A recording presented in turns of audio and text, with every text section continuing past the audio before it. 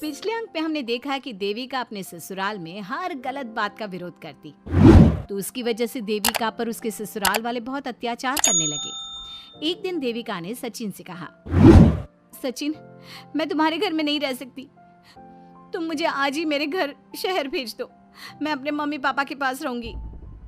क्यों देविका, तुम शहर क्यों जाना चाहती हो? यहाँ तुम्हें किस बात की परेशानी है? किस बात की परेशानी नहीं है सचिन, तुम्हारे घर के आदमी औरतों के साथ जानवरों जैसा व्यवहार करते हैं, मैं ऐसे माहौल में नहीं रह सकती। देखो देविका, तुम्हें यहीं रहना होगा। तुम्हारी शादी मुझसे हो गई है, अब मैं तुम्हारा पति हूँ और यही तुम्हारा घर है। अच्छा, तो तुम्हें याद है कि मैं तुम्हारी पत्नी हूँ? जब तुम्हारे पिताजी और चाचा जी मुझे एक एक हफ्ते के लिए कमरे में बंद कर देते हैं, तब तुम्हें क्यों याद नहीं आता कि जो औरत कमरे में बंद है वो तुम्हारी पत्नी है? जब तुम्हारे जीजाजी और भाई मुझसे बदतमीजी से बात करते हैं, मुझे खाने के लिए कुछ नहीं देते, तब भी तुम्हें याद नहीं आता कि मैं तुम्हारी पत्नी हूँ? देखो देविका, तुम बेकार की बातें मत करो। तुम यहाँ ढंग से रहोगी, सबकी बात मानोगी, तो कोई तुम्हें कुछ नहीं कहेगा। इस तरह जानवर की तरह रहना ढंग से रहना है तो सॉरी सचिन, मैं नहीं रह सकती, मैं आज ही अपने घर जाऊंगी। ये बोलकर देविका अपना सामान पैक कर लेती है और घर से जाने लगती है। सचिन भी उसके पीछे पीछे चलता है और उसे समझाने की कोशिश करता है। जब ये सब जोगिंदर ने देखा तो बोल पड़ा, बहू, यह सब क्या हो रहा है? कहाँ जा रही हो? सचिन, बताओ अपने पिताजी को कि कहाँ जा रही हूँ मैं। तुम्हें शर्म नहीं आती अपने पति का नाम लेते हुए? मैं अपने पति का नाम ले रही हूँ, इसमें आपको क्या परेशानी है? आपका नाम तो नहीं ले रही हूँ ना?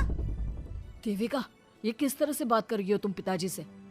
जिस तरह से करनी चाहिए उस तरह से कर रही हूँ बात। इससे अच्छी तरह से मैं तुम्हारे घर के किसी भी आदमी से बात नहीं कर सकती।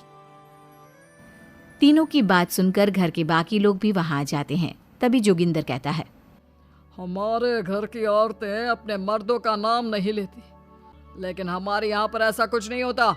तुम्हारे शहर में होता होगा। बहू, सचिन तुम्हारा पति है, तुम उसका नाम मत लिया करो। तुम अपने जी, ओ जी, सुनो जी कहा करो। पति का नाम लेने की जगह पति ना परमेश्वर होता है। तो परमेश्वर का तो हम नाम लेते हैं। क्यों माँ जी, क्या आप अपने इष्ट देव का नाम नहीं लेती? माँ जी, ये सब इन पुरुषों के बनाए तौर तरीके हैं, औरतों को दबाने के लिए। ये बेशर्म लड़की ऐसा नहीं सुधरेगी। ये हमारे घर की औरतों को भड़का रही है। सचिन, तुम इसे चुप कराओगे या फिर मैं करूं? नहीं नहीं पिताजी, मैं अभी समझा देता हूँ। चलो देविका अंदर, और कितना तमाशा बनाओगी मेरा। सचिन, मैं अंदर नहीं बाहर जाऊंगी, अब मैं यहाँ नहीं रह सकती। देविका की बात सुनकर महेंद्र कहता है, भाई साहब, ये लड़की इस घर से और गांव से बाहर ना जानी चाहिए, नहीं तो हमारे घर और गांव की औरतें भी ऐसी ही हरकतें करेंगी, वो भी मर्दों के खिलाफ बगावत करेंगी। और मैं भी देखती हूँ कि मुझे घर से बाहर जाने से कौन रोकता है। बहू, इनसे बहस करने का कोई फायदा नहीं, तुम अंदर चलो। इस गांव के मर्दों के अंदर बहुत अहंकार भरा हुआ है। देविका किसी की बात नहीं सुनती और अपना सामान उठाकर घर से बाहर जाने लगती है। तभी वहां मोहन और कल्याण आते हैं। कल्याण देविका के हाथ में से उसका सूटकेस छीन लेता है और मोहन देविका को जोरदार थप्पड़ मारता है।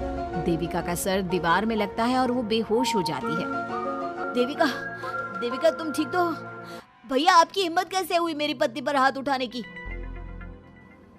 सचिन, तुम जल्दी से देविका भाभी को अंदर कमरे में ले जाओ, मैं अभी वैद्य जी को लेकर आती हूँ।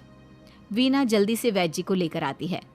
वैद्य जी थोड़ी देर तक देविका की जांच करते हैं और कहते हैं, मुबारक हो आप सबको, आपकी बहू माँ बनने वाली है। अभी तो मैं आपको दवाई दे देता हूँ, लेकिन आगे इनके इलाज के लिए आपको दाई अम्मा को बुलाना होगा। ये बात सुनकर घर के सभी लोग खुश होते हैं।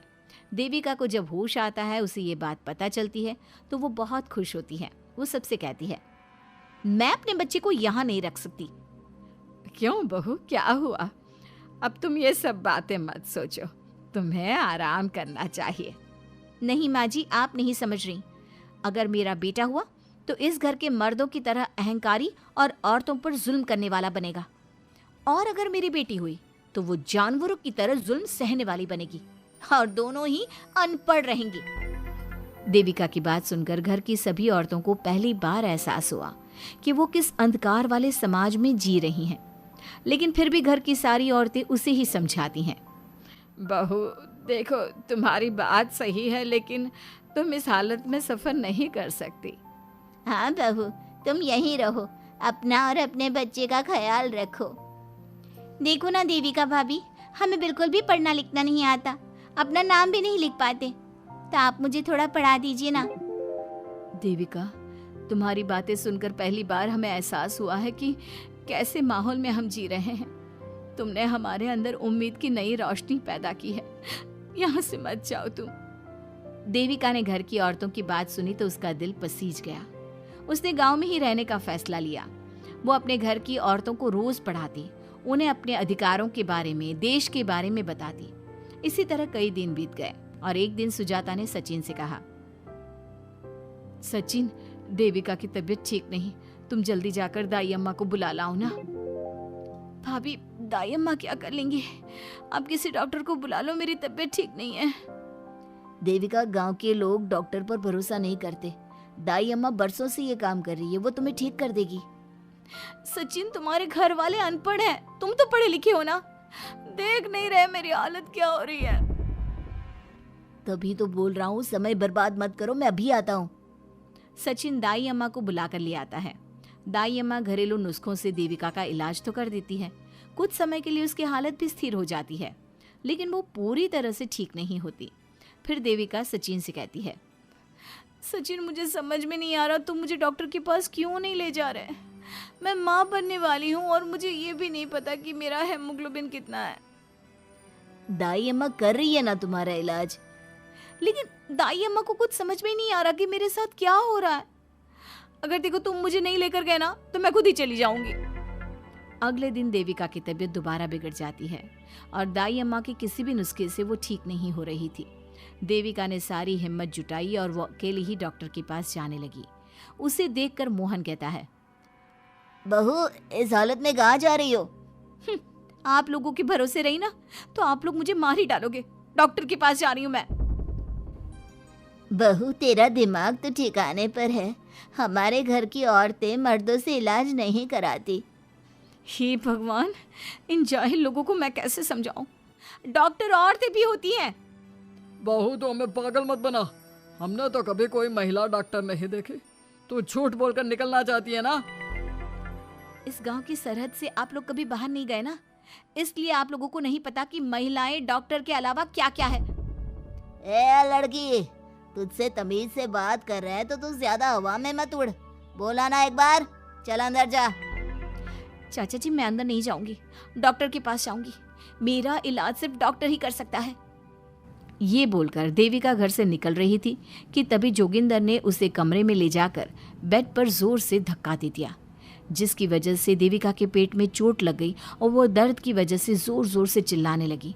ये देखकर घर की सारी औरतें देविका को संभालने लगी। देविका, हिम्मत रखो, सब ठीक हो जाएगा। देविका भाभी, आप ठीक हो ना? माँ, कुछ करिए ना, भाभी की तबीयत बहुत खराब हो रही है। लेकिन मैं क्या कर सकती हूँ? भाभी, कुछ तो करो, कहीं बहू को कुछ हो ना जाए।